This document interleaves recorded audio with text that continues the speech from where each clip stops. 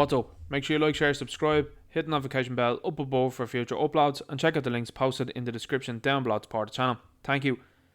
So I was going to do a video before about the Haslab Deathsaurus, but it didn't really gather an awful lot of my interest, to be quite honest with you. The Japanese TV show is something that is beloved amongst fans and is something that I think is going to be introduced more into the Western media eventually at some stage. Now, they've tried to do it in the likes of the comics, particularly from IDW, but I do think that these are characters that are probably going to make their way into more Western media. You're seeing Transformers Earthspark has recently come out. It doesn't look good whatsoever. And you're seeing panic buttons sort of being hit in and around Hasbro with various different projects that they have going forward.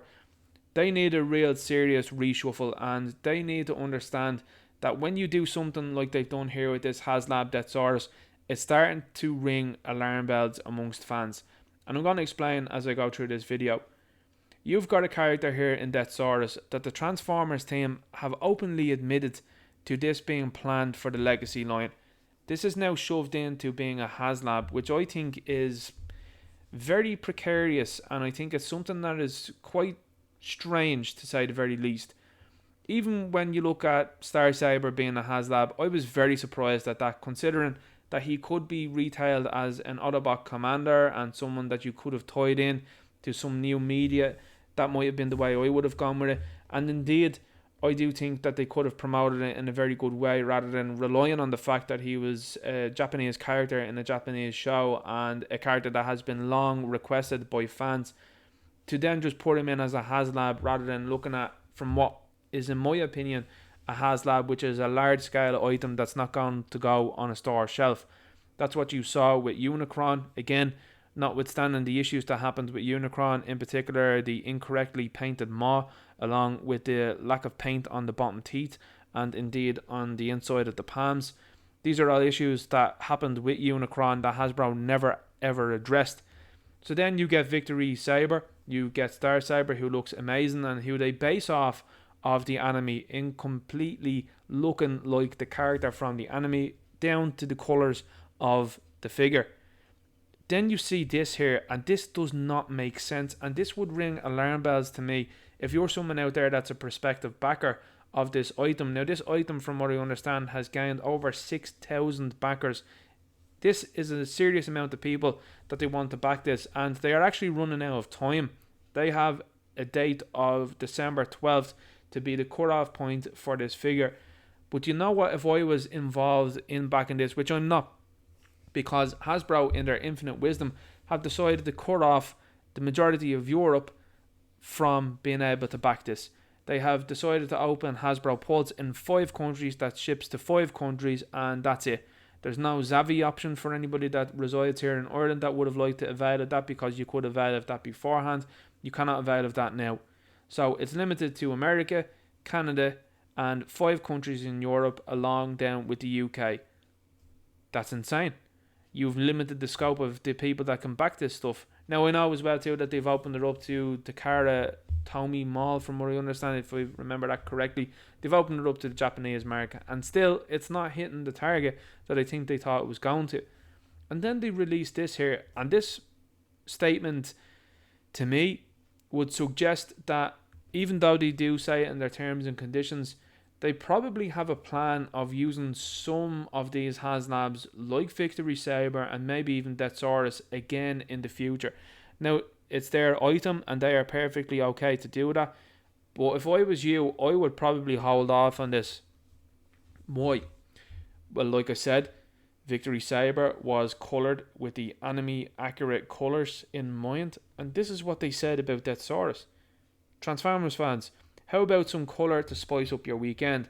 That's right, here's your first look at the deco for Haslab Deathsaurus, using the G1 toy as inspiration.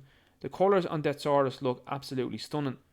Why would you use the G1 toy colours when you have a character here in this Decepticon character that faces off against Star Saber, who is in anime colours, who's in cartoon colours? Why would you do that? The only reason why you would do that is because you plan on re-releasing this item later on down the road with animation accurate colours. Now, this is something that has been a long-standing debate amongst Transformers fans, whether you get a figure in toy colours. There's some people out there that like that. Personally speaking, I do not. I prefer an animation accurate figure. I prefer an animation accurate colours.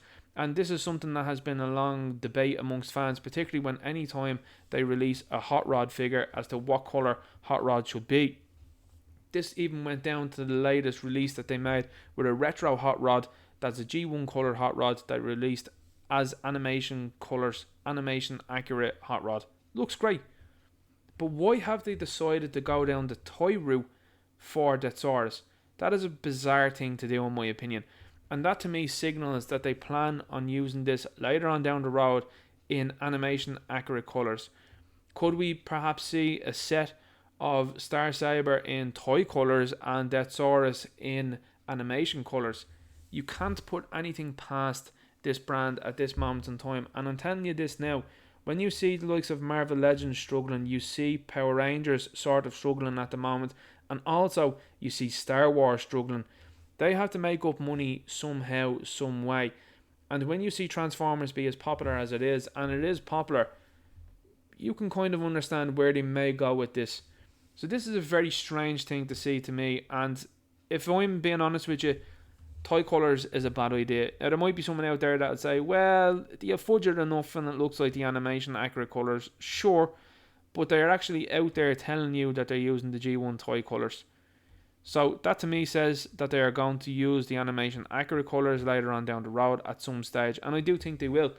I do think with some of these Haslabs that you're saying that they probably will have re-releases at some stage, because to me there's probably too much money to be made on each one rather than doing a one and done production and that being it.